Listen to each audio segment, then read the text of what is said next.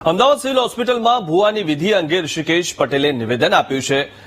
પોલીસમાં આ મામલે ફરિયાદ કરવામાં આવી છે। જો કોઈ પણ સંડોવાયેલા હશે તેમની સામે કાર્યવાહી કરવામાં આવશે। સુપ્રિન્ટેન્ડન્ટને સૂચના પણ અપાઈ ગઈ છે। સૌથી મહત્વની વાત એ છે કે ઘટના ઘટી ગયા બાદ આ રીતે તપાસ કરવામાં આવે છે, પરંતુ હોસ્પિટલમાં ભુવો ઘૂસ્યો કેવી રીતે તે સૌથી મોટો સવાલ છે।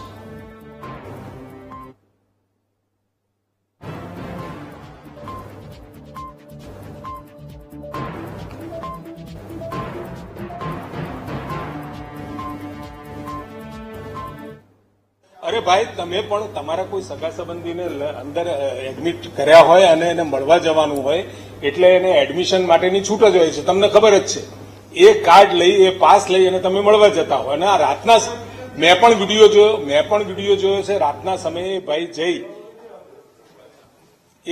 જાય અને એ કંઈક કોઈ વિધિ કરતા હોય એવું માલુમ પડ્યું છે। અને આ જે માલુમ પડ્યું છે એટલે અત્યારે જ અમારા સુપ્રિન્ટેન્ડન્ટ રાકેશભાઈને અમે સૂચનાઓ આપી છે।